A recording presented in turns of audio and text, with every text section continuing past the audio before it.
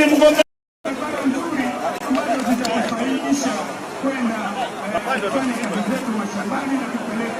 kwenye masoko tuweze kufaika katika kiuchumi. Tunasimama hapo na hatuoni haya tukisema baba ndio rais wetu wa tano na tunamwenzi na tunatema pongezi baba kutuchagulia mama. Kwa wakati huo anawatambua kina mama, amemchagua mama Martha Wangare Karua kuwa mgombea mwenza. Hilo ni jambo ambalo ni nafasi na historia ya kwanza kabisa katika Kenya. Hatujapata kusikia mahali pengine isipokuwa marehemu Madazake Magufuli aliyemchagua.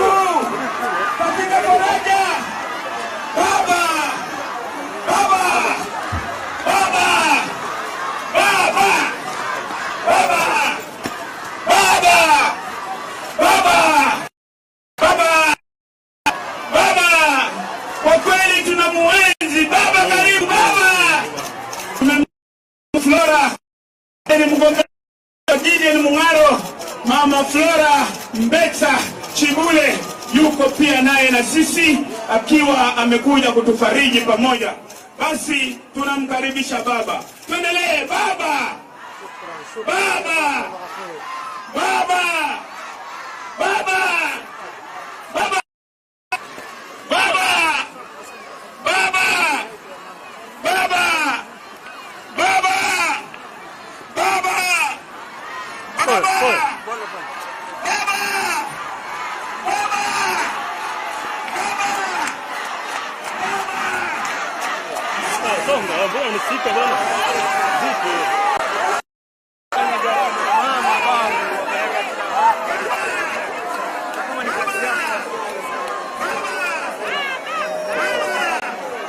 Tunampenda kwa sababu anatuletea maendeleo na azma yake haiwezi kulinganishwa na mtu yeyote ndani ya nchi ya Kenya.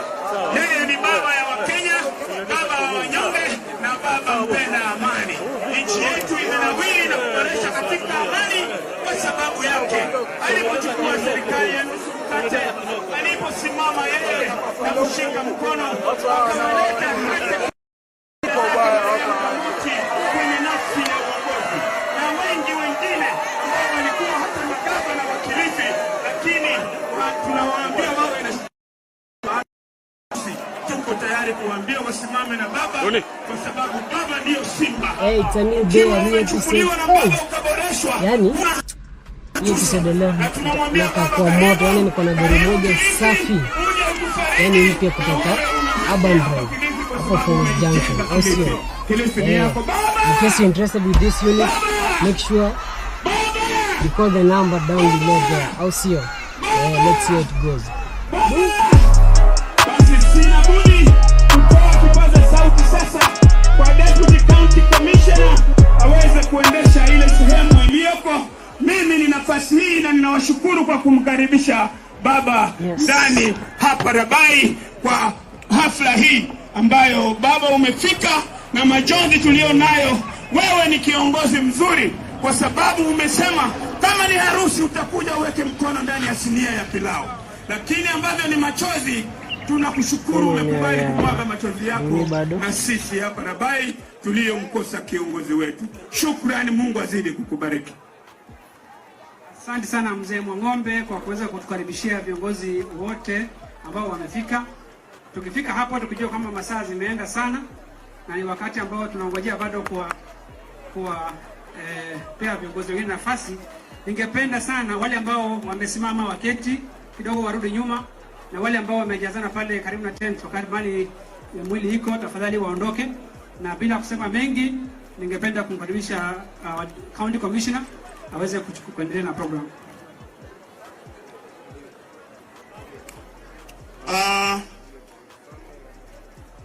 Mjane, mama pamoja na familia nzima ya marehemu Mheshimiwa William Mamoti. Make sure you hit that button, subscribe, like, comment and share the video. So we're still on the road to 100k subscribers. Kuna shule mifungo something, you don't know. Wa Kilifi. Alafu ndio nimeweka kofia na Seneta wa county dogo ni simama.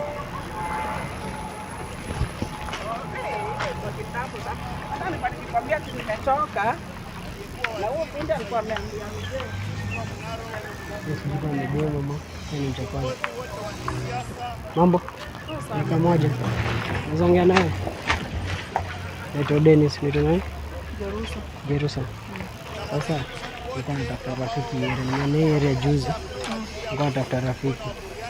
Sasa sijui kama unaweza kuwa rafiki. Pale tu mbele ile shule. Mama, ndio maana tukikuwa marafiki hivi.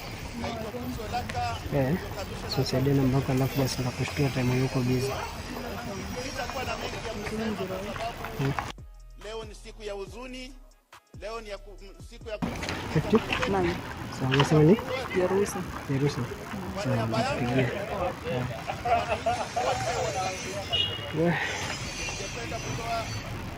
Okay. Huyo kwa mzuri lakini amesema hata nini mtafute baadaye. Yeah, let's see how it goes, guys. Make sure you hit that button, subscribe, like, comment and share the video. See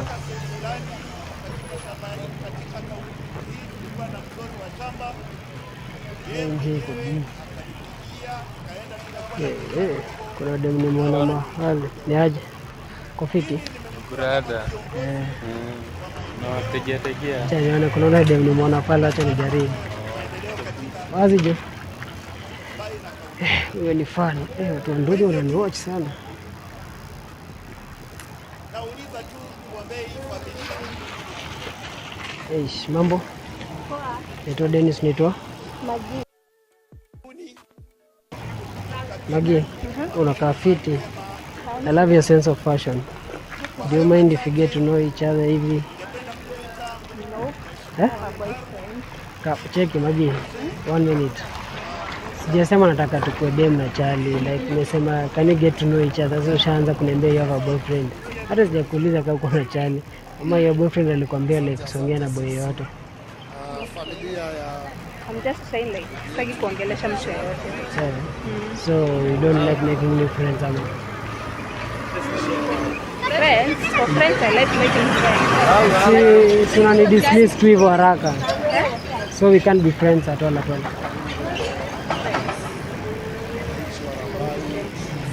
Okay, can I get your number basi? You change mind and I'll call baadaye. Okay, your Instagram handle. I don't have an Instagram. Your Facebook basi name. I don't have. So nothing can happen between us. Like we can't even get to know each other at all. Okay then. Have a nice walk. Asante Mheshimiwa party leader wetu. Yeye amekuwa ngati. Baba Raila Odinga. Mheshimiwa party leader. Mheshimiwa Hassan Joho. Hata na Facebook. Gavana wa Kilifi. Kama alikuwa rudi. Mheshimiwa Amason Kingi. Yes. Na gavana anayekuja. Okay, we can be friends.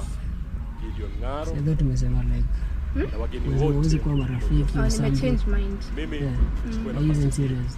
Yeah, I'm serious. Out of the boyfriend. Out of the boyfriend. He doesn't have any issues with us being friends. So nishuke ama utaingia kwa gari? Nishuke tuongelea hapo nje ama utaingia kwa gari which is? Nitaingia basi. Haya basi kama basi. Napenda gari kwa hiyo tunaendelea nje.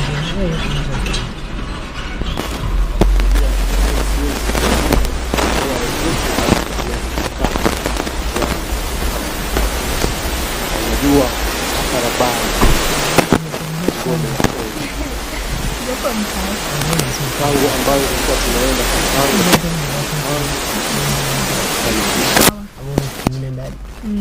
lakini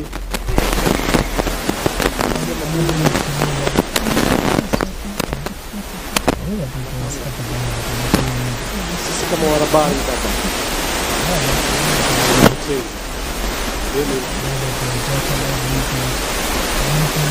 nimepoteza rafiki 2017 Mamoti alishika mkono ikiwa si lolote. So tunaanza friends with benefit, then with time tukatembea sote kama naweza change the government mpaka tukafanikisha safari yetu. Change. Tumefanya kazi miaka 5. You can change your boyfriend, right? Yeah, I can change. Bila kukosana. Kwa boyfriend yako anakaaje? Kama mdogo wake ama hebu nieleze nini naweza fanya utake kumchange. Sisi tunasema asante kwa Mungu. Sababu kitu ninafanya nitake kumchange. Kwa nini? Amemchukua mheshimiwa. Unanipima. Mbona unafikiria sana? The first place uko na boyfriend? Niko na boyfriend. Sasa mbona nakuuliza kitu alafu una load? Tunadhania. Nimeload hapo. Baba. Niko like ninakuuliza nini nataka umchange kwa lakini maisha. Yaani utachana na story yetu. Ndio sijui mbona tunamuongelea na kisati. Mimi nafaa kujitetea ndio. Jitetea kivipi? Kama nitakuwa nimekosea warabai, niombe msamaha. Baba, tumeona vikifanyika maeneo mengine. Najua fulani kwa pale kwa kona. Mheshimiwa Ken Okoti alienda. Baba ukashika mkono. Imran Okoti. Expensive ama Senator Boy Juma ameenda ukashika mkono. Ni Juma Boy. Tumeona vikifanyika. Baba Kamoti amezaliwa na ndugu zake. It's the first date, but niko approach kana. Gideon Hare na Digo Mamkali. Yeah, I'm the man. And me as a man, tunaomba approach kama warabai kwa heshima ambayo Kamoti alikuwa ameibeba. Umerudi hapo request yako. Mkono kuomba baba. Yani uli decline mmoja wao hawa from the first time. Umshike mkono tutembee naye katika kampeni zetu za chungwa hapa eneo bunge la Rabai, tukishirikiana na hawa wananchi ambao wamekuja hapa. Basi kila mtu ajilipie. Asante. Nafaa kukulipia but ulikataa. Yaani ulikuwa umekataa anything to do with me in the first place. But nimerudi. Asante baba kwa hayo mengi na machache. Thank you. Asante. Sulikuwa mlenga hapo. Asante mae. Okay, what made you change? Nitachukua fursa hii nimuite Mheshimiwa Ted Mwambire kwa mwenyekiti. Alafu yeye pia ataalika hawa bunge wengine waweze kutoa rambirambi zao dakika 2. But then mbona uko umenipea chance at all? Baka nakuuliza like hata sijakuuliza kama kuna boyfriend chance kuniambia tu kuna boyfriend. Sijui nini ilikuwa imeniingia but sasa Baba Raila Odinga ambaye ni rais wetu wa 5, naibu kinara wa chama cha chungwa, gavana Joho, gavana wa Kilifi, gavana Kingi, na naibu gavana wa Kilifi ndugu Sabu. Gavana wa pili wa Kilifi anaingia ndugu Mungaro na naibu wako Flora, wabunge na viongozi mbalimbali ambao tumejumuika hapa leo kuja kutoa heshima zetu za mwisho kwa rafiki yangu ninamwenzi sana ndugu yangu William Kamoti. Najua kuna matatizo ya muda, lakini nawasihi ndugu zangu, nikiwapatia fursa, tafadhali mufanye dakika moja ili msikike na mtoe rambirambi zenu, tusije tukakosa kumpeleka kule maziarani kufikia mwendo wa saa 10 kama inavyohitajika. Naomba nianze na ndugu yangu Michael Kingi, uje utoe rambirambi zako. So lazima nilipe bill kwanza. Ndio sasa I get it. Asante, shukran ndugu Teddy. Kiongozi wa chama cha ODM mustahiki Mheshimiwa Raila Odinga, kiongozi wa chama cha pamoja African Alliance PA Mheshimiwa Amason Kingi, Deputy Party Leader wa ODM ndugu yangu Ali Hassan Joho, wabunge wenzangu, viongozi wenzangu ambao mmefika hapa, nachukua fursa ya kipekee ninatoa rambirambi zangu kwa familia ya mwenda zake ndugu yangu marehemu Mheshimiwa Kamoti, vile vile kwa familia nzima ya Rabai, nikijumuisha kabisa familia ya Kilifi County kwa jumla. Mheshimiwa Kamoti nimemjua kabla mimi nikuwe mjumbe, na nilipokuwa mjumbe toka 2017 tumekuwa karibu sana. Amekuwa mshauri wangu nikiwa mgeni pale bungeni, mambo ambayo nilikuwa siyajui yeye alikuwa mwepesi kunieleza. Kitu ambayo nataka niwasia kwa wale wanasiasa wa hapa Rabai, mimi najua siasa ya Mheshimiwa Kamoti si ya fujo, ni mtu mkarimu na ameendesha mambo mengi hapa Rabai kwa ukarimu.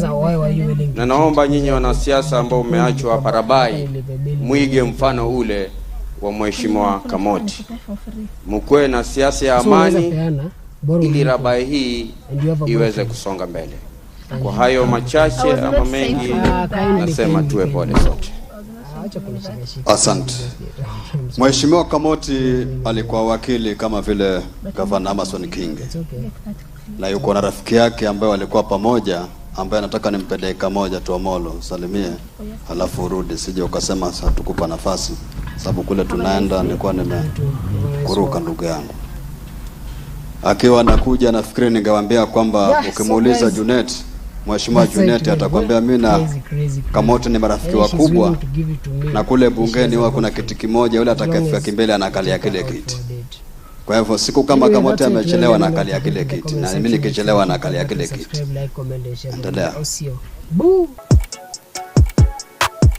Mheshimiwa Baba Raila Odinga, mama mzazi wa marehemu Kamoti, mjane Bibi Kamoti na familia ya Bwana Kamoti, please accept on behalf of myself, my family and the law firm of Kamoti, Omolo and Company, accept our condolences. I also bring condolences from the entire Law Society of Kenya. Please accept the same. When Kamoti started his political life around 2005, people used to ask me, how can a man so humble, so gentle, succeed in politics? His life for the last 10 years has shown that one can be exceedingly successful even in politics by being both humble and gentle. Thank you.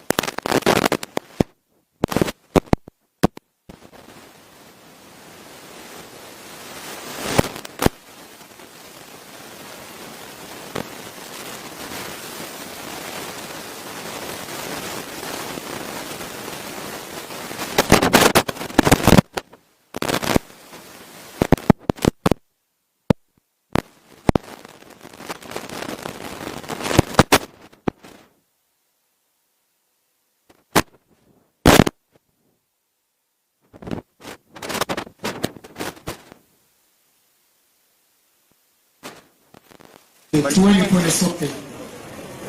Kama alivyotambulika, mimi naitwa Mheshimiwa Kemchonga, mbunge wa eneo bunge la Kilifi South,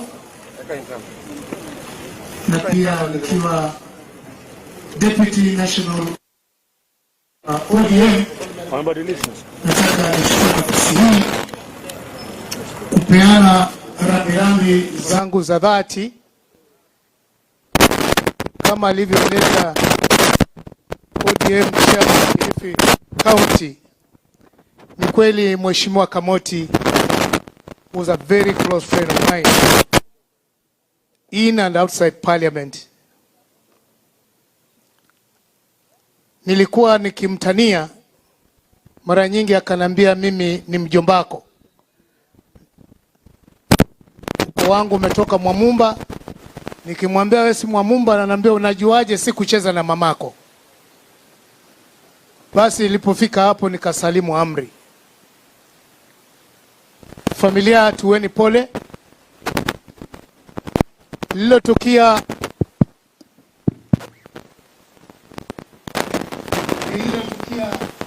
unajua wengi wamepigwa na butwa, na ninajua kawaida wamejikenda. Tupatapo na maafa kama haya, basi mara nyingi huwa tunaanza kujiuliza maswali mengi sana. Imani ya mjikenda kawaida, mtu hafi kama hajarukwa. Hiyo basi imani hiyo ndio tuko nayo sana. Na cha ghafla kama hiki, basi si ajabu wengine wameenda tayari kutafuta kwa Waramli sababu ya kifo hiki. Nataka niseme mara nyingine huwa ni kweli, lakini kuna mila zimepitwa na wakati. Ukweli wa mambo ni kwamba sote lazima tutaenda mbele ya haki. Kwa hivyo itakuwa jambo la kuhuzunisha baada ya mazishi haya turudi kuzika tena, manake mwingine amepatikana ni mchawi. Tuko nayo hayo wamejikenda. Langu mimi ni kumpatia wasia.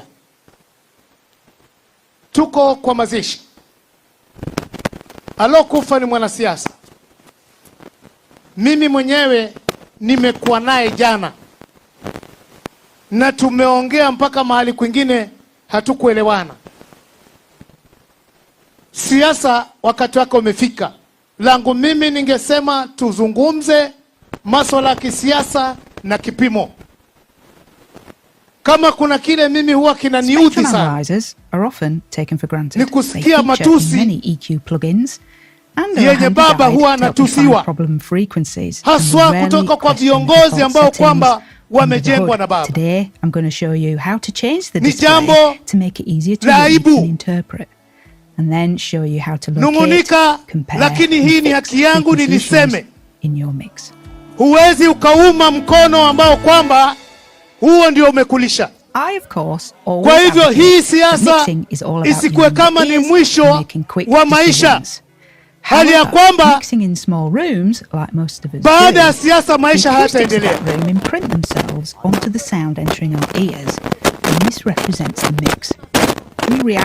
Heshima lazima tuidumishe.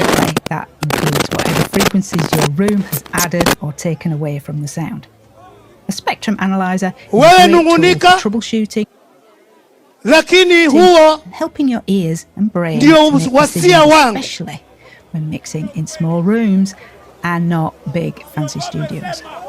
Juzi mimi naona wengine nasema baba ameanguka mara 4 ataanguka mara 5. Wewe ni nani wewe useme kitu kama hicho? Then we'll familiarize ourselves on what a good mix should look like. And lastly, let's compare the reading of a home studio. Tupige heshima, tupige siasa na kuheshimiana. Tukimaliza siasa, Kenya ibaki moja. Kwa hayo mengi nasema Warabai tuweni pole sote. Haya, ni Arabai munamanya hafudiresikana na nikazi yehu kwa urane husike. Haya, Mheshimiwa Omar Mwinyi, Najua mzee wa busara, njoo tumfanye kazi. Na kuna wabunge wengine wanakuja. Kwa hivyo tunyamaze kidogo kwa sababu ya muda, dakika ni 2 ndugu zangu. For example, 100 hertz is about 11 meters in length, or 11.5. Kwanza kabisa namtambua kiongozi wetu 10 feet by wa chama cha 13 feet long, na rais mtarajiwa wa tano wa taifa la Kenya, pamoja na naibu wake Gavana Hassan Ali Joho, Gavana wa Kilifi, Gavana incoming wa Kilifi County, pamoja na viongozi wote ambao tuko hapa. Tumefika hapa leo sote bila kupanga, kwa lengo na madhumuni ya kuja kumpatia heshima zetu za mwisho marehemu Kamoti Mwamkale. Marehemu alikuwa rafiki yetu wa karibu sana, na ilikuwa haiwezi kupita masiku kadhaa kabla hatujazungumza, na mara mwisho ni siku 4 zilizopita ndio tulionana. Ukweli alikuwa mtaratibu, muungwana, na mtu anayependa rabai, mtu ambaye anapenda maendeleo pia vile vile. Na uhusiano wetu ulikuwa zaidi ni wakazi, vipi tutaendeleza maeneo yetu ya ubunge. Amefanya kazi nzuri Rabai, na wanarabai tuwapa pole kwa msiba ambao umewafika, na msiba huo umetufika sisi sote.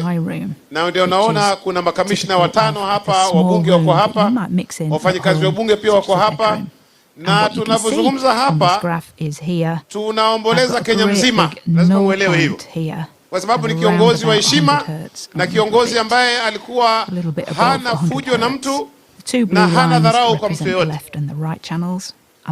Kama alivyozungumza kijana ambaye ni MCA, ikiwa warabai mmeridhia hayo, hata sisi pia tunaunga mkono ya kuwa ikiwa kunaye kijana ambaye yuko katika ukoo huo aweze kuwa supported, awe atakuwa mbunge, aendeleze kazi ambayo Mwamkale ameanzisha. Na anapenda pia tuseme ya kwamba baba anaheshimiwa ulimwengu mzima. Kwa hivyo hata sisi tumheshimu, kwa sababu leo utamtukana, kesho utamuita His Excellency. Kwa ufupi, tukubaliane na yale aliyozungumza ndugu yangu mbunge wa Kilifi South. Tumheshimu baba kwa sababu yeye ndiye mwalimu wa wanasiasa wote wale ambao unaona leo wanazungumza katika majukwaa. Yeye ndiye ambaye ametuletea mabadiliko yote yale mazuri ambayo tutayaona hii leo. Yeye ndiye ambaye ametupa sauti za kuzungumza mbele za wanaume. Zamani kwa watu hawawezi mambo kama hayo. Kwa hivyo kuheshimiwa kwake ni dharura, ni muhimu. Na ni kwa sababu hata yeye hatukani watu. Na yeye ndiyo aliyetukuza, yeye ndiyo aliyetulea, yeye ndiyo aliyetufundisha siasa. Watu wa Rabai tunawapa pole. Tunawapa pole za dhati. Na tumeyapata haya kwa masikitiko, lakini tukubali kwamba sisi sote tutatoka kwa Mungu na kwake yeye tutarudi. Mungu ailaze pema roho yake na wape subra wale ambao amewacha nyuma, na wapatie kiongozi mwema watu wa Rabai waweze kuendeleza maendeleo. Asanteni na poleni sana watu wa Rabai. Asante sana Mheshimiwa Mwinyi. Nataka kuita kijana mwenzangu ambaye tulikuwa timu moja na Kamoti, mbunge wa Kaloleni. Nafikiri baba unajua kile kikosi cha Kilifi ambacho kina Kenchonga, Teddy Mwambire, Kamoti na huyu kijana mfupi mwingine Mazayo na Mbei. Asante. Raisi wa 5 anayekuja wa Jamhuri ya Kenya, gavana wa Mombasa, gavana wa Kilifi, wajumbe wenzangu na wananchi, hamjambo. Nachukua nafasi hii kwa niaba ya wakazi wa Kaloleni kuweza kutoa rambirambi zangu kwa familia ya mwenda zake Mheshimiwa Kamoti na wakazi wote wa Rabai. Leo ni siku ya huzuni kwa sababu tumempoteza ndugu yetu kwa ghafla. Lakini tuna imani sisi wa Kristo kwamba Mwenyezi Mungu alikuwa na sababu za kumuita wakati huu. Najua ni mengi watu watazungumza kwa sababu ni jana tu aliweza kupeleka makaratasi yake kwa tume ya uchaguzi huru na yakapokelewa. Na tulikuwa tumejipanga kama wana Kilifi. Baba umepoteza mwanajeshi mmoja, lakini tutaongeza 10 zaidi ili tuhakikishe kwamba zile ndoto na azma za ndugu yetu zinaweza kutimizwa. Leo ni siku ya majonzi. Sitaki kuongea siasa, lakini lazima viongozi tunapoongea ni lazima tuheshimiane. Wewe kama unatafuta kura, uliza kura peke yake. Acha mambo ya matusi. Manake ukitukana sio kutafuta kura. Na heshima, Waswahili wanasema si utumwa. Na huwezi kulazwa hospitali kwa sababu umekosa heshima. Ama mwana mtu azalazwa kwa sababu kana heshima. And that is what happens inside the analyzer, and it's known as the slope. So what that does is it skews the display.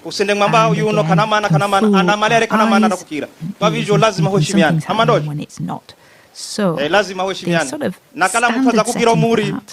which we can see. Fab filter. Tuombe roho ya marehemu iweze kulala mahali pema peponi. Asante. Okay, so have a look at that. Make sure that is the case with your spectrum analyzer and you should be good to go.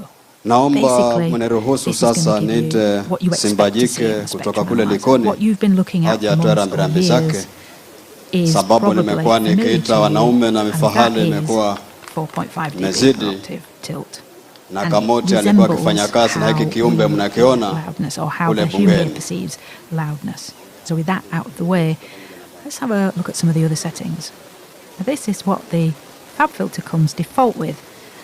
Watu wa Rabai na wasalimu hamjambo. Which we can change to 60. Kwa niaba yangu na niaba ya wakazi wa Likoni constituency, we can change that if you want. Niko hapa kutoa risala zangu za rambirambi kwa familia ya mwende zake Mheshimiwa Kamoti.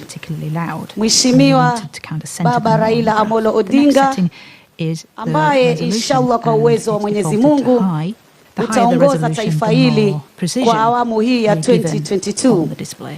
Twakushukuru sana Baba kwa mapenzi yako, kwa kutuenzi na kutujali na kuwa hapa leo kuweza kuomboleza kifo ambacho kimetushtua, kifo ambacho kimetufanya vinywa vyetu vimeshindwa hata tutazungumzia nini. Asante sana Baba, kwendako hisani kutarudi hisani. Tunakutambua na tutazidi kukutambua kwa wema wako Baba. Mheshimiwa King and respond very quickly to the incoming Ali Hassan Joho, our deputy governor, our governor, it's just such a mess and of colour also and the spikes deputy party that you leader, can't really do anything with it. So by slowing it down, kiongozi you ambaye are given more time umeenzi to actually watu wa pwani na see Kenya what's kwa happening jumla. and examine the Mheshimiwa spectrum Mungaro, before it ambaye actually tunakutazamia na tunakuombea uwe gavana wetu wa Kilifi inshallah. Nataka niseme mwenda zake hakuwa kiongozi tu, bali alikuwa mtumishi wa watu wa Rabai. Alikuwa kiongozi mtetezi, kiongozi ambaye ameboresha elimu hapa Rabai. Mimi nilikuwa nikiongea naye sana, bunge la nyuma tulikuwa naye katika kamati moja.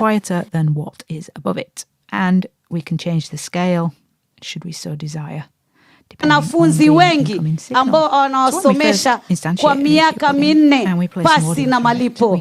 Najua kina mama wenzangu tumekuwa na nyinyi pale, penda sana mkisema hawa watoto wetu sasa watasomeshwa na nani, na tunajua sisi kina mama ndio tunabeba mzigo kabisa ya watoto. Lakini nataka niwaambie kina mama, kwa sababu Baba Raila Amolo Odinga ametuchagulia mama mwenzetu, Mama Martha Wangari Karua. Haya yote tutayapatia suluhisho na elimu itakuwa haina malipo kuanzia chekechea mpaka university kulingana na ruwaza za baba Raila Amolo Odinga. Nataka niseme Kamoti was a focus leader. Alikuwa focused.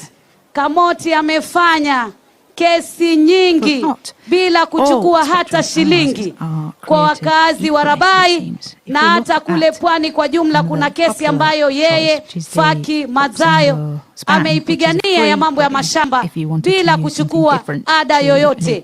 Alikuwa ni kiongozi ambaye ana imani na ni kiongozi ambaye hajali maisha ya kiulimwengu bali alijali utu. Ndio kiongozi alivyokuwa. Nataka niseme watu wa Rabai, paondokapo jino hapakosi pengo. Lakini kwa sababu jino lilikuwa ni jino la ODM, nataka lile pengo lizibwe na ODM. Na waomba wakaazi wa Rabai kwa heshima na taadhima, cha Kaisari kipewe Kaisari, cha Mungu kipewe Mwenyezi Mungu.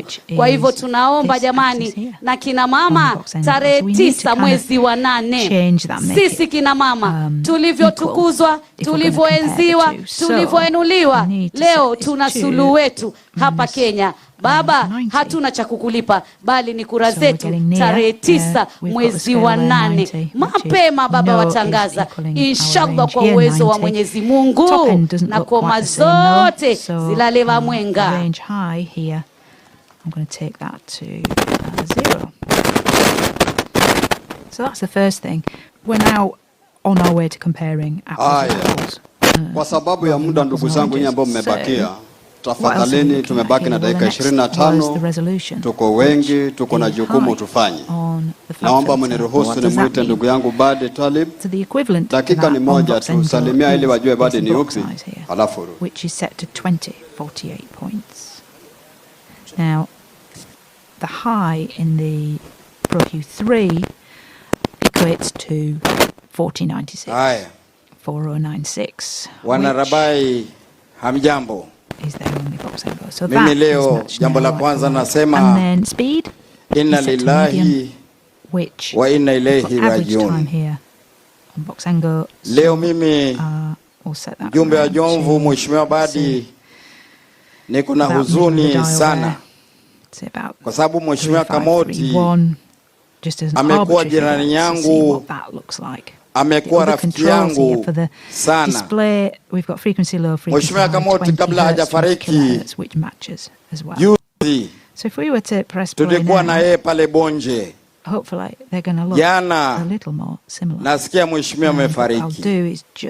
Kwa hivyo ni pigo kubwa sana kwa niaba yangu, kwa niaba ya familia yangu, mke wangu yuko hapa na watoto, kwa niaba ya watu wangu wa Jomvu, tunatoa rambirambi zetu kwa ndugu zetu wa Rabai kwa kumpoteza Mheshimiwa Kamoti.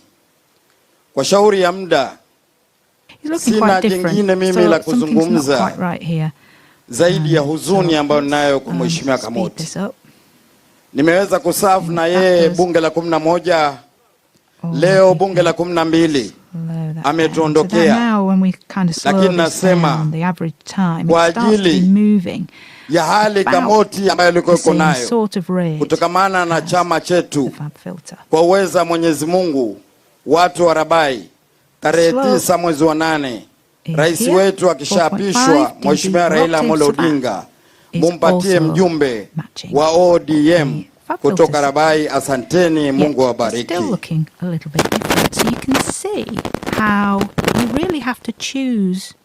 Kwa sababu ya muda, naomba mniruhusu nitoe matangazo yafuatayo. Ya kwanza ni kutambua waliohudhuria. Baadhi ya waliohudhuria hapa, kumekuja ndugu yetu Justice Mrima, kuna Executive Director ODM Odoro Gwen. Pale nimemwona aliyekuwa mbunge wa hii sehemu Morris Zoro hapa, na wengi wamekuja ambao ni watajika, lakini kwa sababu ya muda mniwe radhi. Na pili, ningetaka kuwafahamisha katika bunge la kitaifa hivi asubuhi tulipopata huu jumbe wa kuaga kwa ndugu yetu, do a little bit more kumeundwa kamati maalum ambayo mimi ni mwenyekiti, ambayo ilikuwa ni kushughulikia masuala ya maziko. Baadhi ya wale wanakamati hawajafika kwa sababu walikuwa wanapeleka karatasi zao kwa IBC, lakini naomba niwatajie wale ambao wamefika waweze kufika hapa, ili nataka kutoa tamati ya kipindi nipeleke kwa wale wa Vyele ili tuweze kumaliza mapema kwa sababu ya muda. Kuna Mheshimiwa Mbeyu kuja hapa mbele, Mheshimiwa Paulo Katana, mwingine ni Owen Baya ambaye sasa yuko kule kwa IBC, Mheshimiwa Abdulsamad Sharif Nasir, Kalama kutoka bunge, Arnold Mukare County Secretary wetu tumemtoa kule kwa gatuzi. Tafadhali simama, hata kama uko mbali wewe simama tu ili wajue ni nani. Kenchonga tumemkoa kwa sababu ya kazi maalum. Huyu ni wale majirani na watu fulani. Hii ni kamati tumepewa jukumu asubuhi na spika wetu wa bunge, na kuna wengine wa commissioner wamekuja kutoka bungeni ambao pia ningependa waje hapa, wale ambao wametumwa kutoka bungeni, ili hiki kikosi nimepatiwa jukumu ya kuhakikisha kwamba maziko ya ndugu yetu yanakuwa ya heri, yasiwe na fanaka ama kuwa na mafurukutano. Na mimi nataka niwaambie nashukuru kwa sababu tumebidi tuwe tunawasiliana kwa simu badala ya kuonana, kwa sababu wengine walikuwa Nairobi, wengine wakawa kwa pembe nyingine, na ile changamoto kubwa ambayo nimepitia. Lakini nashukuru, naomba mrudi nimpatie Mbeyu asalimie, halafu atapatia ndugu Abdulsamad ili amalizie. The main ones that I've gone over today in the ProQ3 are the ones that will give you the most bang for your buck and actually mean something. So by mean something, what do I actually mean? Well, let's play our mix again and revisit these settings. Baba Raila Odinga, he's trying to slow the reading down, Gavana wetu wa Mombasa, really get more of a trend of what's happening. Hassan Ali Joho, Gavana of course, it doesn't have to be on Kilifi, on an individual track Amason as well, but in this particular video, I just had to have mixes to hand, so Junet, senators wetu ambao wako wabunge wote tulioandamana, Warabai, naitwa Mama Mbeyu, women rep wa Kilifi, Mama Lao ODM. Kwa niaba yangu na familia yangu na viongozi kina mama wa Kilifi, naleta rambirambi kwa familia ya kaka mkubwa Mheshimiwa Wakili William Kamoti, rambirambi kwa mkewe mjane na familia yake ambao nilikuwa nao pale mochari jana usiku, mama wa marehemu, kaka na dada, Warabai, Kilifi nzima, Kenya nzima, tuwe pole. Tulipata habari hizi kwa mshtuko.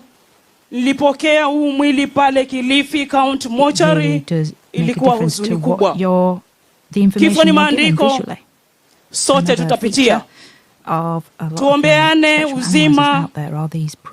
Kamoti hakujua leo yake itakuwa hivi. Wewe hujui kesho yako, mimi sijui kesho yangu. Tuombeane jamani, tuna huzuni. Langu tu kubwa, Mungu ailaze roho ya kaka yetu Kamoti mahali pema peponi. Asante. Nimkaribishe kaka Abdulsamad toka Mombasa. Display, and then when I've applied to meet you, you'll see kind of like a shadow behind it, and that's the post view. So let's take a look at that. Assalamu alaikum. Kristo, Bwana Yesu asifiwe. Your Excellency, our party leader,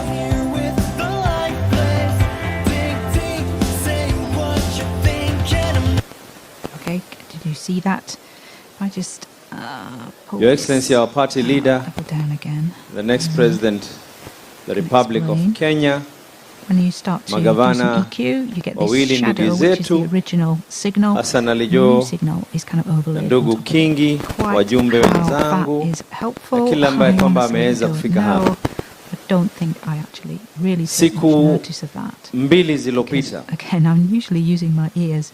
nilikuwa sehemu best intentions and not my eyes. Na mkutano. So when you're looking at a ndugu analyzer, what you're really looking for are any akapata fununu niko katika mahali fulani, kwa sababu mlango ile sehemu ulikuwa nimeupatia mgongo, akafungua mlango na kuchungulia. Baada ya kuchungulia akawaambia wale wenye kumwona, msimsumbue, nitampigia simu. Alipeana ishara kwa sababu nilikuwa niko na mazungumzo na baadhi ya watu ambao tunafanya nao kazi. Kimaliza tukazungumza, tukawa nia na madhumuni panapo majaliwa onana bunge hii wiki inayokuja. Kini Mwenyezi Mungu, sisi tunapanga yetu, Mungu anapanga yake.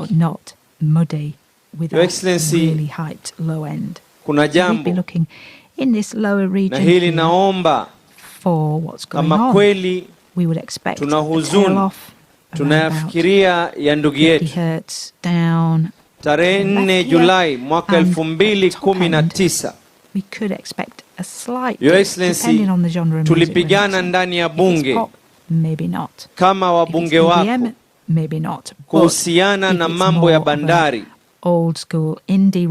na tukaweza kushinda. Kinara wetu wa bunge hapa Junet ni shahidi, siku hiyo ikaweza kuregeshwa with a presidential memorandum. Lakini kama wajumbe chini ya ODM tukaweza kuungana, na nakumbuka baada ya ushindi wetu katika bunge tarehe 4 Julai mwaka 2019, tukatoka nje katika media center ya bunge kuweza kutoa press briefing na kuonesha msimamo wetu ya kuwa njia tunaoitaka ni rasilimali ya watu wetu, ikae na watu wetu, iweze kuwafaa watu wetu, isiwe ya kuwa inatudidimiza sisi watu wetu.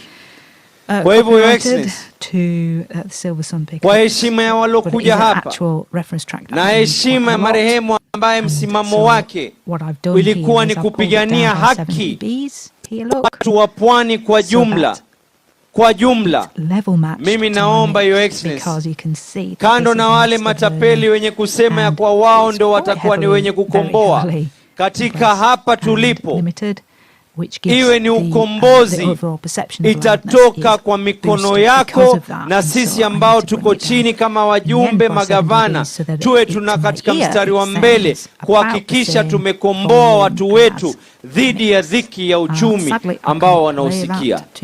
Bila ya kuongeza mengi, kwa mara nyingine kupeana pole za dhati kwa niaba yangu, familia yangu na wana Mombasa, kwa watu wa Rabai. Hamuko peke yenu katika muda huu. Mwenyezi Mungu amlaze pema palipo na wema, inshallah. Amin. So I can see that my mix has less in the way of subs. Kaka zangu tafadhalini, kwa heshima kuu ya kaka yetu aliyelala ni Muislamu, lazima swaliwe kwa wakati mzuri. Dakika moja. That's going into the chorus, so there's some more subs Shabal, happening there. Dakika moja. Rambi tu. Yeah, kwa watu wa Rabai na Kilifi nzima. Silver some pickups. And back again. Your Excellency, our next President Raila Odinga, as I said earlier, using Your Excellency Governor Hassan Ali Joho, Excellency Governor Amazon Kingi, waheshimiwa wote walioko hapa.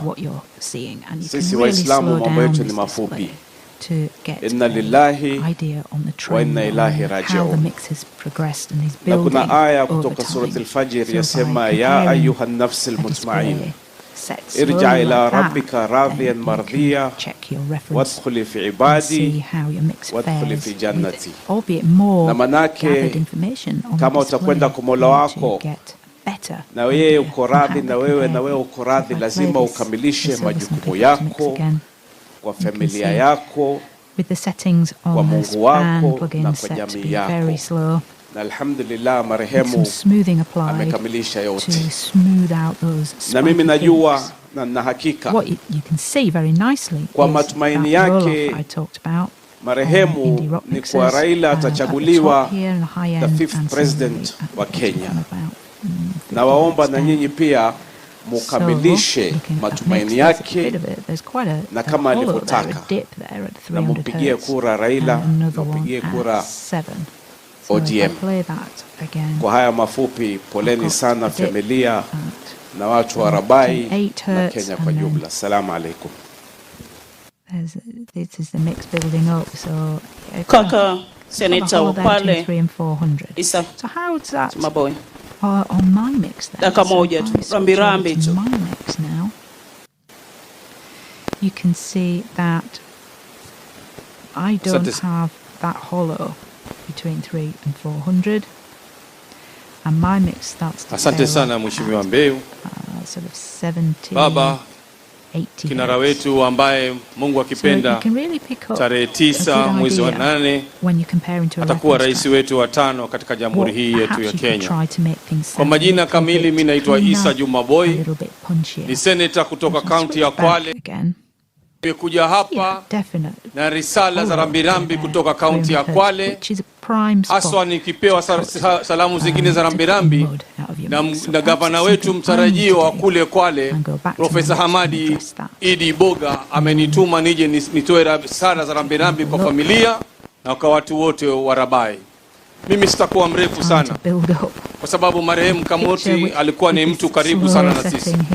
Mwezi jana tulikuwa na yeye Kinango na baba pamoja tukifanya mkutano wa Azimio mkubwa sana. Hata hizo klipu sasa hizi zinazunguka, yani huwezi kuamini kama kaka yetu ametuondokea siku ya leo hapa. Tulikuwa naye Kinango, tukatoka Kinango tukaenda naye karibu Ramisi. Ndio mwezi jana, yani ni kama ambayo tumeagana. Mwenyezi Mungu alaze roho yake mahali pema, na nyinyi wakazi wa Kilifi, wakazi wa Rabai, Mwenyezi Mungu awape subra, Mwenyezi Mungu awajalie, na makini wakati mzito sana, lakini na sisi kule Kwale tuko na nyinyi pamoja na tutasimama na nyinyi wakati wowote. Baba, mimi nakuhakikishia hata huko Kwale kwetu sisi tumeamua kwamba safari hii ni Azimio na hakuna mtu mwingine isipokuwa ni wewe baba. Asante sana. Mungu awabariki.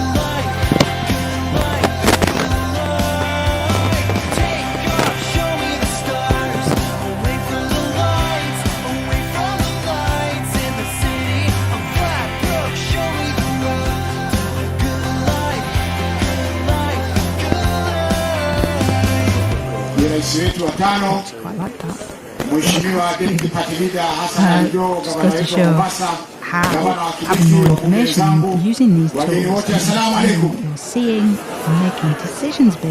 Kullu nafsin dha'iqatul maut, kila nafsi itaonja mauti. Ndugu yetu alhamdulillah, safari yake iliwadia jana, na sisi pia tuko nyuma, inshallah tutamfuata.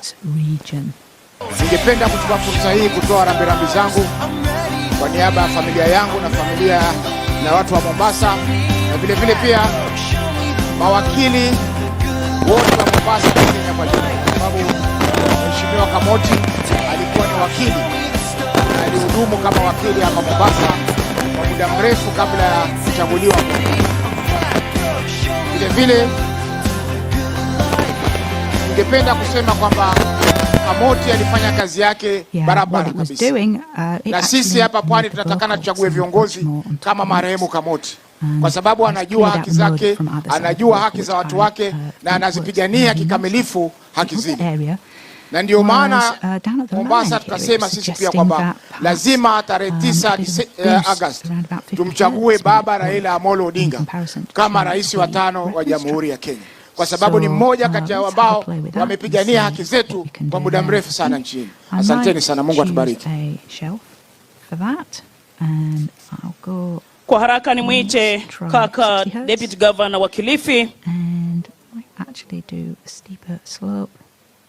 So let's have a listen again to this chorus and boost up some of those sub frequencies. Asante baba Raila Amolo Odinga, party leader wetu ODM, deputy party leader Hassan Ali Joho, governor of Kilifi, ndugu yangu Amason Kingi, itifaki zote ikiwa zimeangalia. Yangu yatakuwa mafupi. Nataka nitoe rambirambi zangu binafsi na za watu wa kutoka maeneo haya ya hapa Rabai kupitia kifo cha ndugu yetu William Kamoti. Baba, tunashukuru kwa kuwa umepata nafasi kuja kumwaga mmoja wa wanajeshi wako ambaye alikuwa mwanajeshi mwaminifu. Sisi hapa tunamkumbuka Mheshimiwa Kamoti kwa sababu alikuwa ni mtu mnyenyekevu, alikuwa ni mtu mtendakazi, alikuwa ni mtu ambaye hatafuti kula mali ya wananchi. Nataka niseme poleni sote kwa sababu ya kwamba tumempoteza ndugu huyu. Tuko na uchungu sana kama watu wa Rabai, lakini Mungu peke yake anaelewa mipango yake. Asanteni, Mungu azidi kutubariki. Haya, kwa heshima kuu tumuite kaka yetu gavana anaingia Kilifi, Gideon Maitha Mng'aro, kisha utaendelea na itifaki. Mutembei. Basi kama nilivyosema pale awali,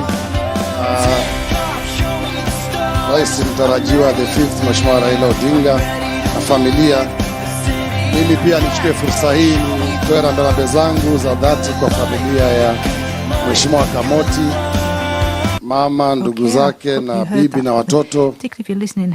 Jana tulipata fursa ya kuongea na Mheshimiwa Kamoti kwa sababu tulikuwa na mkutano ambao tuwe nao hapa Rabai la Hamisi ili tuje tujulishe naibu ama mgombea mwenza wangu wa ugavana ambaye ni mtoto msichana wa Rabai. Tuliagana tupatane jana jioni. Bahati mbaya mwendo wa saa 2 usiku nilipompigia hakujibu simu, nikategemea nijibu. Baada ya dakika 40 nikapigiwa, nikaambiwa, Mheshimiwa, unajua kwamba Kamoti ametuacha. Sikuweza kuamini kwa sababu bila alikuwa anampigia sikuwa na juana naye sana, lakini baadaye nilipoenda kuona Kamoti pale amelala, ilikuwa huzuni kubwa sana kwangu, kwa wenzangu wale ambao wote tulikuwa tumepanga jana mkutano jioni na yeye.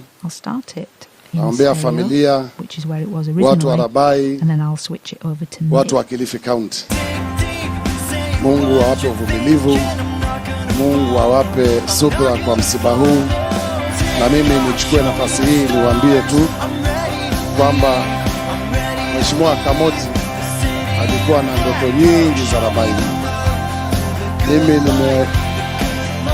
nimeongea na Kamoti mara nyingi, na tutajua ni maswala gani ambayo yeye alikuwa angependelea sana hapa Rabai.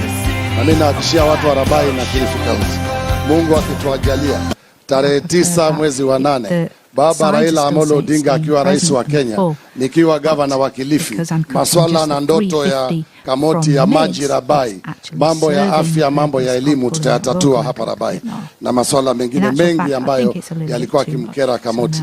Na mimi nataka kuchukua fursa hii pia nimjulishe tu mgombea mwenza wangu ambaye ni mtoto wa Rabai, Flora Chikule Watsuma, nyosha mkono, najua hakuna wasaa leo, ako hapa yeye, tunasimama pamoja katika tiketi ya ugavana katika Kilifi County.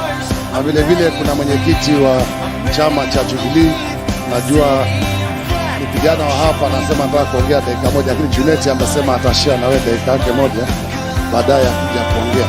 Nichukue fursa hii pia watu wa Rabai nimkaribishe gavana wa Kilifi Mheshimiwa Joho, Mheshimiwa Amason Jeffa Kingi, ili aweze kumwalika mwenzake Joho. Poleni, ni ulimi tu.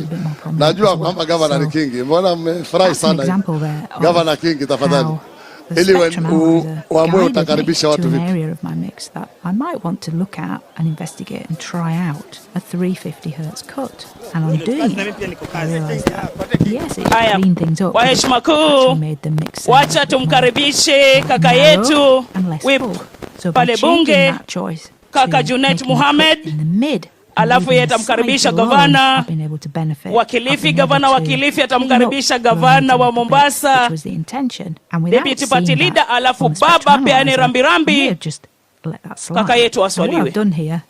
Is perhaps typical of what a mastering engineer would do to a mix. The moves are quite small and constitute the final sort of polish and clarity that mastering can bring into a song, all of which suggested by kwanza nimelete rambirambi yangu kama Mheshimiwa Junet Mohamed na ya familia yangu na kwa niaba ya chama changu cha ODM kuja kusema poleni sana watu wa Rabai kwa kupoteza mbunge ambaye alikuwa shujaa, mbunge ambaye alikuwa nasifika sana, na mbunge ambaye alikuwa ametusaidia. Songee kidogo. Leave it alone. The good approach is to first decide if there's anything in the mix that doesn't sound like you'd hoped. Don't look at any screens while you do this. Remember how your eyes like to trick your ears. There might not actually be a problem, but if you do hear something that bothers you, assess whereabouts it might be in the frequency spectrum. Play a game with yourself and guess which frequency area it might be in. Then open up. Sasa nilikuwa nasema nimelete rambirambi zangu kwa jamii ya Rabai constituency kwa kupoteza mheshimiwa ambaye alikuwa nasifika huko bunge, kwa kupoteza shujaa ambaye alikuwa anatusaidia kazi huko bungeni. Mimi nilikuwa mheshimiwa alikuwa rafiki yangu sana. Tumefanya na yeye kazi bungeni sasa takriban miaka 10. Tumekuwa na yeye parliament iliyopita na hii ya wakati huu pia tulikuwa naye pamoja, na ni mtu ambaye alikuwa anaelewa kazi yake, ni mtu ambaye tulikuwa tunashirikiana kwa ukaribu sana katika bunge. Mimi nilikuwa kiranja ya bunge wakati bunge ilianzika muda huu mwaka huu. Nilikaa na yeye chini nikamuuliza, unataka kuwa katika kamati gani kwa ya bunge? Aliniambia nataka kuwa kamati ya lands, ya mashamba, na kamati ya justice and legal affairs, ya mambo ya sheria, kwa sababu yeye alikuwa wakili. Mimi nakumbuka vizuri sana wakati ambaye tulikuwa tunafanya mswada ya mambo ya mashamba. Nakumbuka ilikuwa wakati wa jioni na nilikuwa pale ndani ya bunge. Nakumbuka Mheshimiwa Kamoti alileta amendments, mabadiliko ya kisheria karibu 50, mtu mmoja peke yake, ili alinde mashamba ya hapa Pwani. Yeye binafsi peke yake aliruhusiwa na spika alete kwa hiyo mswada mabadiliko ya ambayo inafika 50. Na tulikaa pale kutoka saa 9 mpaka karibu saa 4 usiku tukijadili mabadiliko ambayo yeye alikuwa anataka ifanyike. Sasa mimi nilishtuka sana jana wakati nilisikia ya kwamba mheshimiwa ametuacha, na ametuacha kwa ghafla. Nikampigia simu kama saa 5 usiku kiongozi wangu baba Raila Odinga kumjulisha ya kwamba mwenzetu tumempoteza. Akaniambia tayari ashapata habari, shapigiwa simu kutoka Kilifi na ako na hiyo habari. Sasa akaniambia tuwasiliane asubuhi tuone njia ambayo tunaweza andamana ili tuende tukasindikize mwenzetu. Sasa mimi nimekuja kusema poleni sana, kwa sababu alikuwa rafiki yangu sana. Alikuwa mtu ambaye tulikuwa tunakaribiana sana, na nilikuwa nimejua msimamo wake sana. Ndani ya bunge nilijua msimamo yake wakati ambaye tuko na masuala za utata ambaye za kusaidia wananchi. Mheshimiwa Kamoti alikuwa anasimama na hiyo mswada. Nilijua msimamo wake nje ya bunge pia. Alikuwa mtu shupavu wa chama chetu cha ODM. Alikuwa na msimamo kali sana katika chama chetu ambaye alikuwa ako na imani sana katika chama. So mimi nasema poleni sana kwa kupoteza shujaa kama huyo, na mimi kama kuna rafiki ambaye ningependa Mungu angemwacha ili aone serikali mpya ambayo itatengenezwa na baba, ingekuwa Mheshimiwa Kamoti, kwa sababu alikuwa karibu sana na baba pia. Nakumbuka mkutano ya mwisho tulifanya na mheshimiwa ilikuwa Serena Hotel kama wiki 2 iliyopita, tukiwa na Governor Joho na Governor Mungaru na tulikuwa pia pamoja na Steward Madzayo, senator. Tulikuwa tumeketi pale na baba kuanzia saa 10 jioni mpaka saa karibu saa 2 usiku, tukijadiliana mambo ya Rabai, mambo ya Kilifi na mambo ya pwani kwa ujumla. So ni mtu ambaye alikuwa anaelewa kazi yake na ni mtu ambaye alijua anataka kwenda wapi. Nakumbuka wakati mwingine hapo mbeleni, hiyo wacha tu nitasema huko nje. Asanteni sana, Mungu awafariji. Tumepoteza rafiki, tumepoteza mtu ambaye tulikuwa tunapendana sana. Poleni sana, Mungu awafariji, asanteni sana.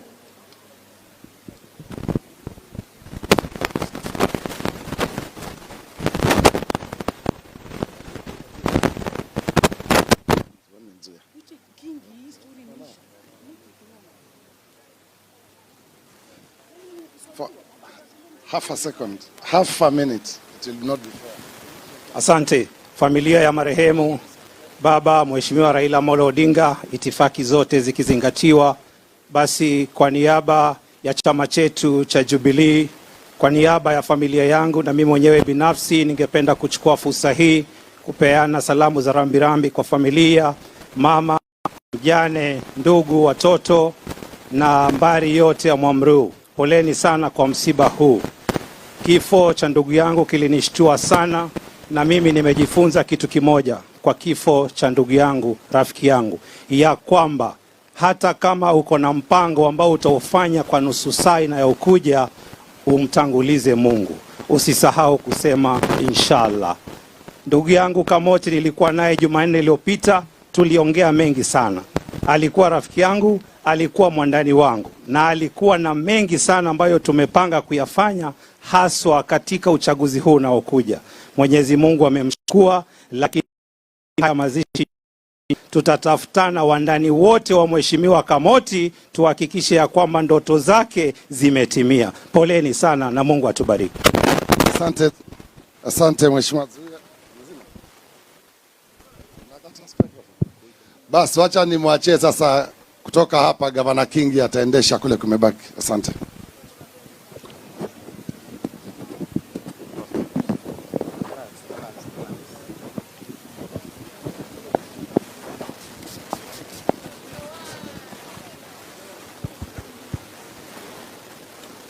Asante.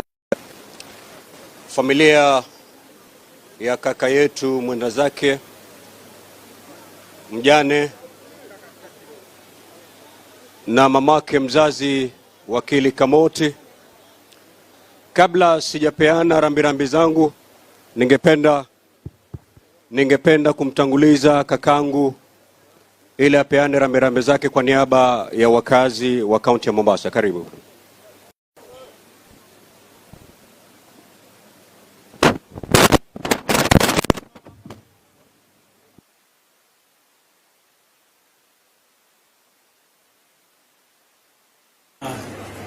Amason Kingi, ndugu yangu huyu, hata kama mambo kidogo ya kuivivi bado ndugu yangu tu. Si namna hiyo? Hata kama ya kuivivi bado ndugu yangu, will always remain brothers. Na mimi leo, Your Excellency, my party leader and the 5th President of the Republic of Kenya, nataka niseme machache tu. Unajua wanasiasa tunakuwa na mambo mengi wakati mwenzetu ameenda mbele ya haki. Hata wale ambao hayamjui watasema tulikuwa naye jana, tulisema naye jana, lakini ukweli wa mambo hata hawamjui. Na sisi tunajua maiti akiwa pale anasikia, lakini hawezi kusema. Kwa hivyo hatuna haja ya kumtia dhiki kusema mambo mengi ambaye pengine hata hayamo. So yangu mimi tu ni kwamba nataka niwapatie familia rambi na pole kwa niaba yangu na niaba ya serikali ya Mombasa na watu wa Mombasa. Na watu wa Rabai kwa jumla, Mungu atawapa subira. Na mimi nataka niwaambie Mwenyezi Mungu ana mipango yake. Tupatana pakapo. Mwenyezi Mungu ako na mipango yake. Kwa hivyo ukiondokewa usione ndio mwisho wa dunia. Mitume yetu pia walifiliwa. Kwa Muislamu ajua Mtume Muhammad sallallahu alaihi wasallam alizaliwa na mzazi mmoja, alikuwa yatima na akaondolewa, na yeye kisisi ni kiumbe bora kwa Mwenyezi Mungu. So sisi tukiondokewa tujue vile vile ni mtihani Mwenyezi Mungu ametuletea, na Mungu atujalie tufuzu, sivyo? Sasa mimi kama Mpwani, tabia yangu sisi tukifiwa ni ongea siasa. Kwa hivyo mimi mtansamehe, sitosema siasa, lakini nitarudi siku nyingine inshallah. Leo tu tuseme Mwenyezi Mungu ampatie ndugu yetu kauli thabit akienda mbele ya haki. Allah ighfir lahum warhamhum wa afwanhum wa askinhum fi janna. Allahumma thabithum bi kauli thabit. Allahumma ja'al qabrihum rawdan min riyadatul janna. Shukran.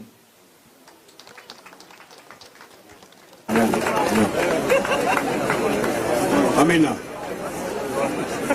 Basi kwa niaba yangu na kwa niaba ya wakazi wa Kilifi, tungependa pia kupeana pole zetu kwa familia ya mwenda zake. Tunajua wazi kwamba huu ni wakati mgumu. Ni wakati mgumu si kwenye peke yenu, lakini wakati mgumu kwa Kilifi mzima. Ni wakati mgumu kwa Warabai. Tumepoteza kiongozi shupavu. Nafikiri sifa zilizozungumzwa hapa kuhusu Kamoti, sisa hakuna hata moja ambayo hailingani na vile alivyoishi.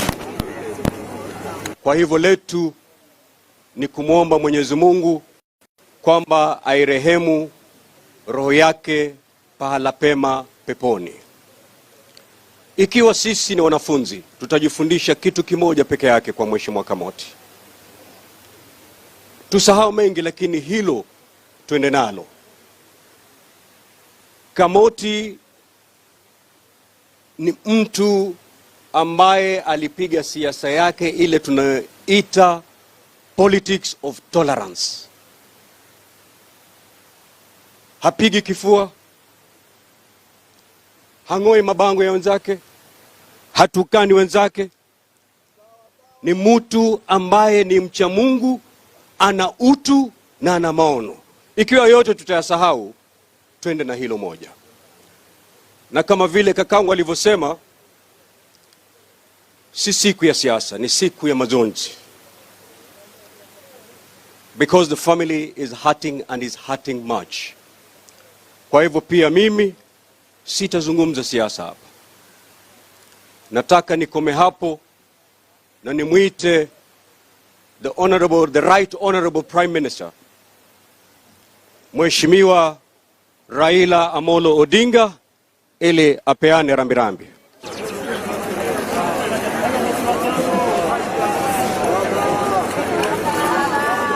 Haya.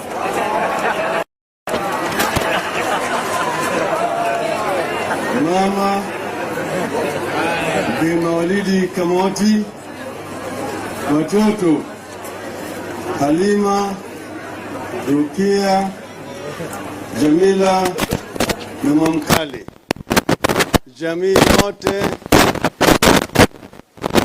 waombolezaji wote ambao wamefika hapa siku ya leo, assalamu alaikum wa rahmatullahi ta'ala wa barakatuh.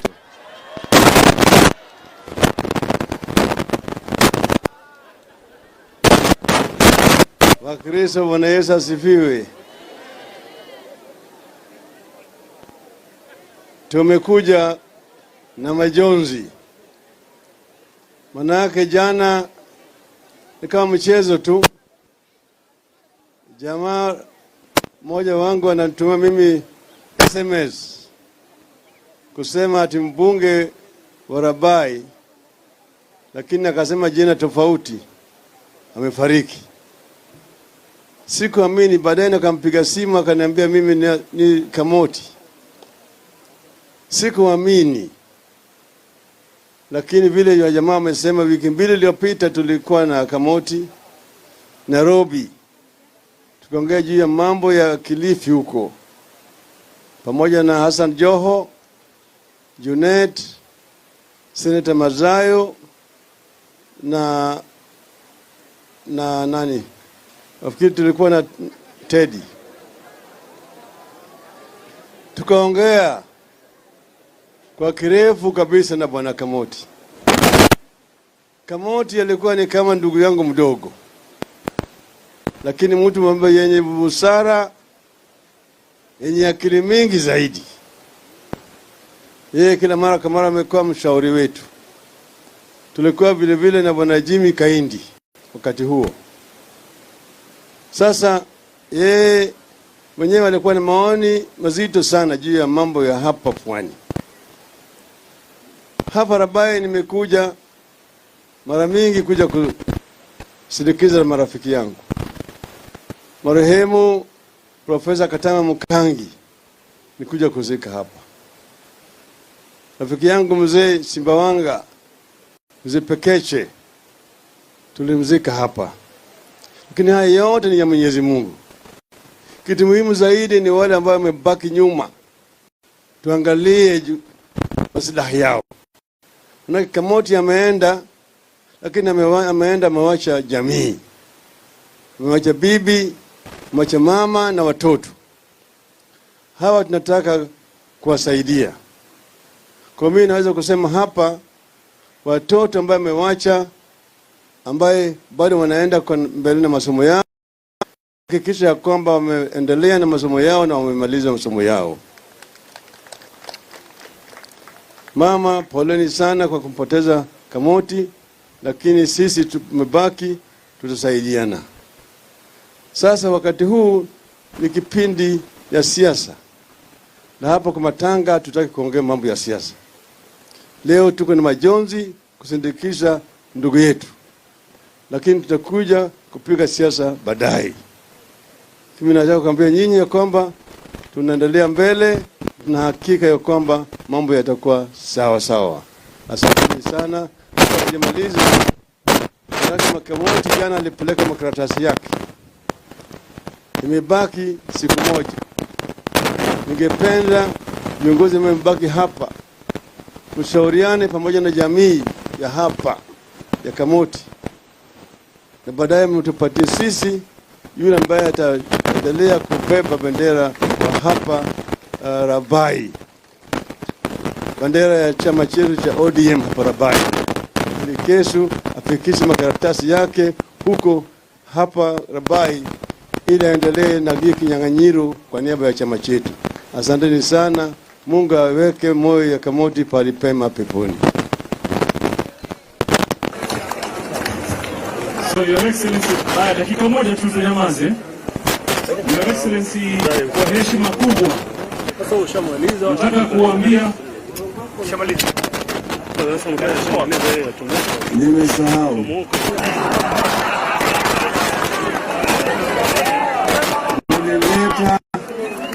Risala ya rambirambi kwa ya watu wawili. Kwanza, Rais Uhuru Muigai Kenyatta. Pili, Mheshimiwa Kalonzo Musyoka. Kwa jamii, asanteni sana. Na kuna wengine mzee kusema pia ameleta salamu mzuri, lakini nikamwambia usitangaze hapa, utakwenda kumpatia mama nyumbani kule, kwa sababu kuna watu wazazidai hapa. So kwa heshima Your Excellency, nataka niseme kwamba nimeelezwa maiti itaswaliwa hapa hapa. Kwa hivyo my brother Governor Kingi will be your host under this tent, while the others who are ready na wanaudhu na wataka kuswali tutakwenda kuswali, and then we will come back to get you to bebe maiti tuende tukafanya maziko. Sawa Your Excellency. So wale ambaye hawako tayari kuswali tusubiri hapo. Wale ambao tunaenda kuswali tuelekee kwa imamu, watatupatia muongozo. Na hao ambao wameweka hapa, tafadhali hamna hata kamera, lakini mko mbele. Asanteni.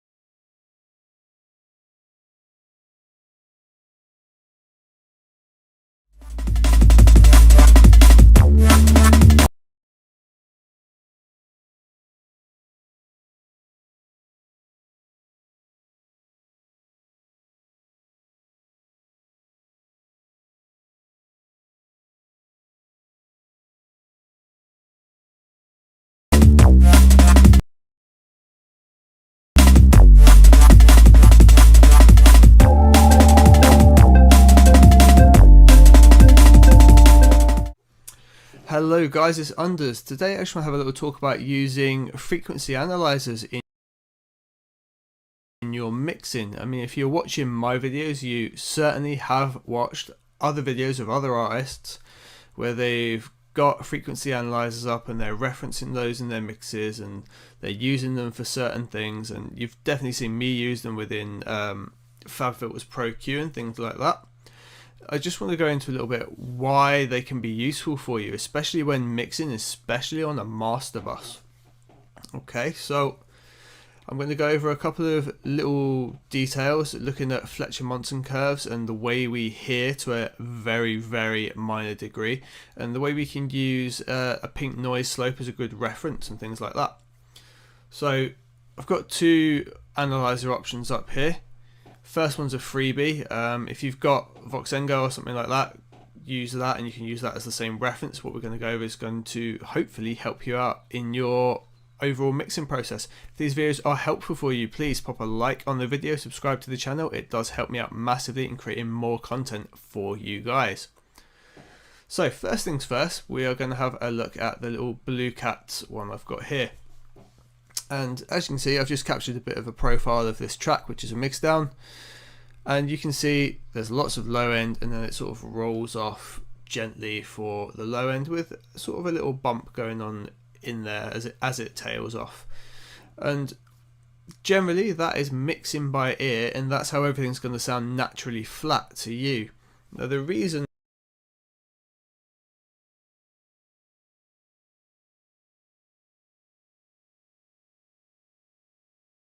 for that is how your ears hear low frequency versus high frequency sound and how that changes at volume. So if I play this, everything should sound relatively balanced for you.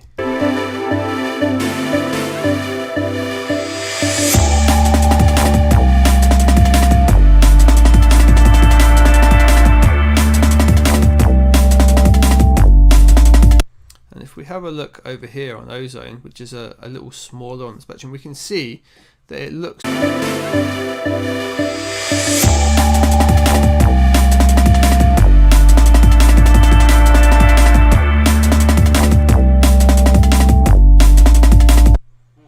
I'm just going to explain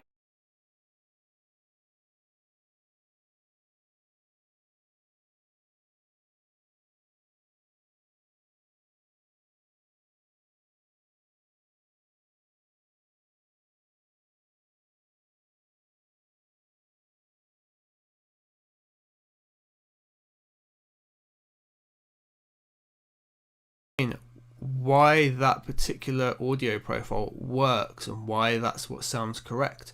If you want to grab a track that you know is particularly good sounding and try that in your analyzer, you're going to see a very similar sort of profile to what we've got there. Obviously it's going to vary track for track, but the overall gist of it will be the same, and let me explain why that is. Okay, so if we look at the graph here, this is got frequency across the bottom and decibels up the side. Now we're just going to change that. We're going to have 130 at the top, 0 at the bottom, and we're going to take 80 as roughly our middle point, and that's going to be relevant to sound pressure rather than dBFS, which we'd be using when we're recording. Now if we look at how we would hear, we would then be taking the lower frequency going right across to the high spectrum, and we're going to get a curve roughly like this.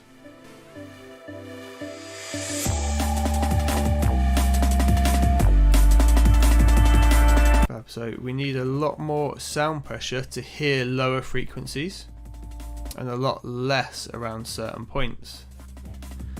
You see sort of around the 1-2K marker, we need a lot less pressure and we can hear that really well, and then it dips off again and we get a nice high point, and then our hearing tends to roll off around the 20 kilohertz depending on age, and then generally past that 22 point very few people are able to ever hear above there.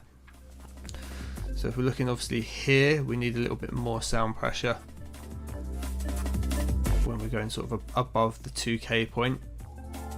And and then sort of the 1 to 2K area, it's very natural for us to hear at that frequency. Things in our lives have caused us to develop and be able to hear sounds there that are a little bit quieter. So now if we took the sound pressure down from where we're able to hear some much lower, we get a much different response to the low frequency. However, the high frequency sounds that we would hear still have a similar sort of response. So if we look just at the low end here, if we take it down even lower to sort of 60 decibels, the low frequency almost starts to drop off completely and we're not able to hear that. In a second we'll have a look at a set of Fletcher-Munson curves. Now here we've just put in sort of a pink noise threshold, and that's going to give us a rough idea that if we mix to that, we get everything sort of sitting above this certain point and then around here, and then mix it up to that decibel drop off. It's going to be within our scope of hearing. We're not going to push too hard the bits we hear really easy, and we are going to go over slightly on the bits we struggle to hear a little bit more. So let's have a look at the Fletcher-Munson curves all in a stack, and we'll be able to just discern a little bit more about how it really affects the low frequency and why we need to find a good volume and a good balance when we're using a frequency analyzer. So here are the Fletcher-Munson curves. As you can see, the way the low frequency changes dramatically when we start dropping below 80 dB in terms of pressure here. So we're speaking slightly different terms to how we normally would when we're looking at recording digital audio. And these are the actual profiles. So you can see the one that I drew in sort of our middle ground here, where we're sloping down, then we dip off a bit around here, come back for sort of 1 to 2K, dip off again around the 5K, and then bring it right back up where we're nice and sensitive to that high region, and drop off again, and it boosts up a bit again for the 20K, but they haven't been marked particularly on here. You can see it on these ones up here where they're at particularly high levels. And it's these curves that discern how we hear, and they're based on level, which is why when you change the level of a mix, the perception of it appears to change. If you listen to a track that you've mixed particularly low and the kick drum suddenly seems to disappear, this is the reason why. So it's part of the reason when you're using the frequency analyzer, you need to sort of understand why there's always loads of sub up there, because you'll hear people use the terminology like mixing flat. That doesn't mean mixing all to a set point on the frequency analyzer. It means mixing to a point where it sounds flat, and you need to understand this before you can really achieve that goal. So that's what we're going to grab and use now. If we go into matching EQ on here, you can choose a pink noise profile. Now this is useful because at 1K pink noise starts to roll off, and that is the reason we find pink noise particularly pleasant to listen to, unlike white noise, which is a constant volume at all frequencies. As you can see, that curve kind of responds to the Fletcher-Munson curves we were listening to, or looking at, sorry, with the exception of there's no huge great big low end. So you can use this as a really good reference just to go, look, I'm in that ballpark, and if we go and play my track, I think it's going to be a bit high on the top end, and there's going to be some low end as well, but you'll see it's got roughly that curve, I hope.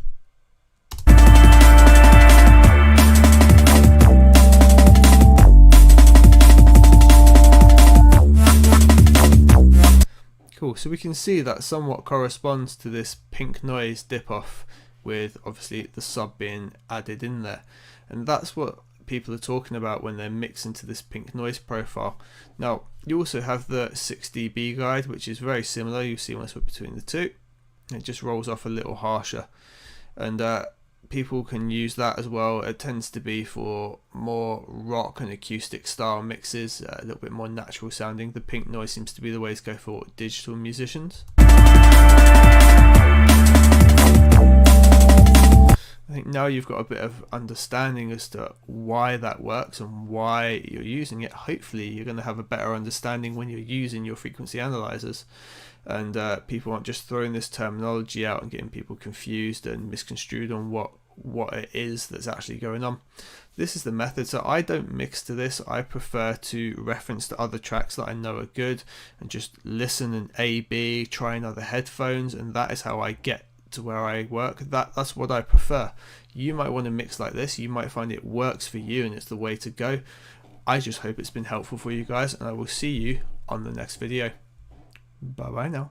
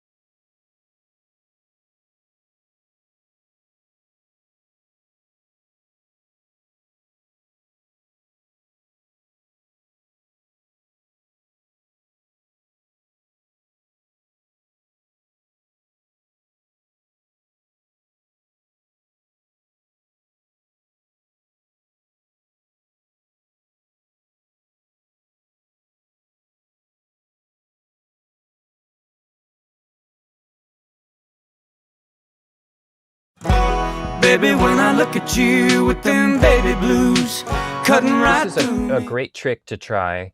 If you don't have a subwoofer, I use a subwoofer. A lot of you guys don't have that. But I will use this right here is your mix assistant, because there are days when your ears can deceive you. When I was first doing mixing, I would find that some days I'd nail it and other days I don't. And I was like, what the heck, you know? And it's just because if you trust your ears exclusively, then you'll have good days and bad days. But if you can get some help visually on what you're doing, that can really help you be consistent. So what I do is I solo up all the drums like they are and run that through the PAZ analyzer on RMS. So I'm going to take the average frequency range from everything. And I've already done that curve so we can see it here. Let's see, I have to go find it. Sorry about that. You're fine. Documents, Pro Tools. plugin settings, waves, and then I put it in my studio rack, PAZ. Okay, so drums and loop. So you capture the curve, and that's what the drums looks like. So then you just kind of graph that to the memory and put it in the background. And then we'll move on to bass. So now we're going to solo up the bass and listen to that.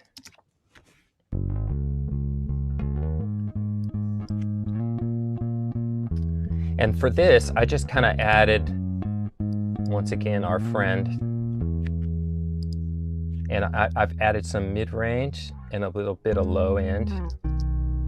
Because this guy has a great tone anyways. Not much to do on that one. And then just a little bit of compression to contain it. That's the clean one, clean version. Bluey's a little more aggressive and Blackie is cleaner, so I just went for that.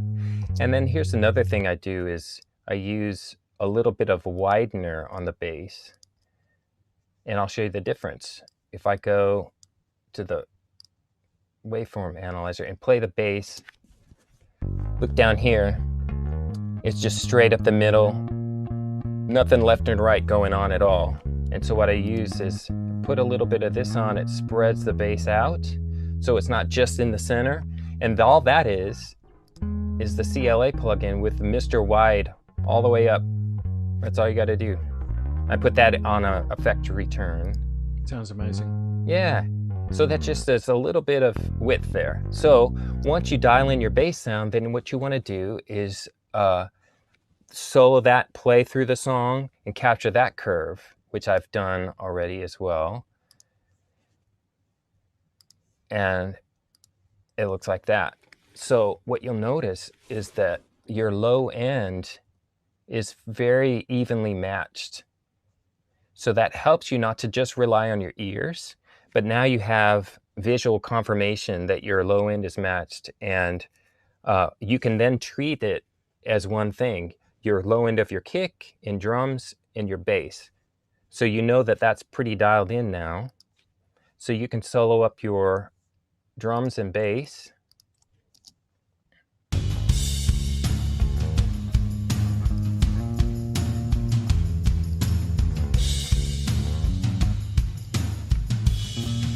So believe it or not, the next thing I do is vocals. Baby, when I look at you with them baby blues cutting right through me.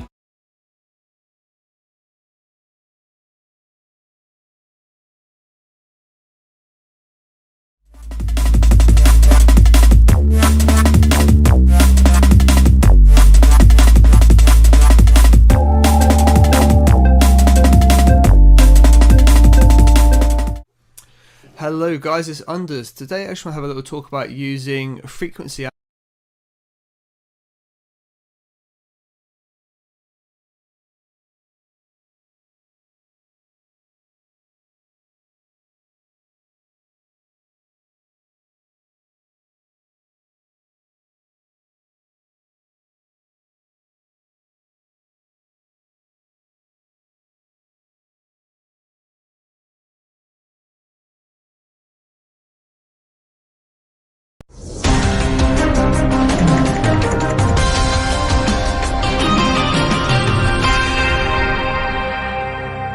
The latest Bungoma County poll results. The survey was conducted between the 24th 27th of May 2022 through telephonic interviews. Senate Speaker Kenya Kwanza's Ken Lusaka is the most popular Bungoma gubernatorial candidate, leading with 53.6%. Incumbent Dak's Wycliffe Wangamati follows second place with 43.2%. Incumbent Senator Kenya Kwanza's Moses Wetangula commands a whopping lead with 72.1%. Incumbent Women Representative Catherine Wambilianga commands the highest lead with 43.2%. ODM's Senator Okiloe Ayako is the most popular gubernatorial candidate, leading with 48.8%. Eddie Okech is the most popular senatorial candidate in Migori, leading with 77.4%. Fake Humor Full Network is the leading women rep aspirant commanding 53.0%. UDA's Susan Kihiko is the most popular gubernatorial candidate commanding a resounding lead with 58.4%. Jubilee's incumbent Lee Kaiyan-Juai comes second place with 39.8%. Kurok Brewery's CEO Tabitha Karunja commands the highest lead with 53.0%. UDA's Liza Chelel commands the highest ranking with 48.1%. UDA's former Governor Benjamin Cheboy commands the lead with 47.3%. Following in second place is incumbent Stanley Kiptis-Vang as an independent candidate with 38.3%. William Chepchumo is the most popular senatorial candidate leading with 46.3%. Chimusha Sergon commands the highest women rep ranking leading with 53.5%. Deputy Governor Wesley Rotich commands the highest ranking at the gubernatorial race with 84.0%. Senator Kipchumba Murkomen is likely to defend his seat as he commands the highest rating with 83.3%. Jane Jepkara is the most popular women rep leading with 66.7%. Dr. Eric Kipkoch commands a significant lead with 77.6% at the gubernatorial race. Incumbent Senator Aaron Cheruiyot is the most popular senatorial candidate commanding the lead with 78.4%. Beatrice Chabebai is the most popular woman rep commanding the highest ranking with 73.4%. Former West Pokot Governor Simon Kakapin is likely to reclaim gubernatorial seat as he commands the highest ranking with 47.6%. Incumbent Senator Samuel Fogizio commands a significant ranking leading with 58.3%. Lillian Lotolatam is the most popular woman rep commanding the lead with 52.4%. Wiper's gubernatorial candidate Senator Mutula Kilonzo commands a significant ranking leading with 88.8%. Wiper's Daniel Manzo is the most popular senatorial candidate commanding a significant ranking with 65.6%. Incumbent Women Representative Rose Musio is likely to retain her seat as she commands the lead with 45.6%. UDA's incumbent Governor Ali Burrow commands the highest gubernatorial ranking leading with 35.2%. ODM's former Governor Nathif Jama follows very closely at second place with 34.4%. A marginal difference of only 0.8%. Abdulkadir Haji is the most popular senatorial candidate commanding the highest ranking with 53.8%. Shukran H. is the most popular women rep leading with 27.7%. Nairobi South Hospital CEO Dr. Mohammed Adam is the most popular gubernatorial candidate leading with 34.6%. Abbas Sheikh commands the highest senatorial ranking with 31.7%. Beredis is the most popular women rep leading with 28.6%. Jubilee's incumbent Governor Ali Burrow commands the highest gubernatorial ranking leading with 35.2%. Former Governor Nathif Jama follows very closely at second place with 34.4%. A marginal difference of only 0.8%.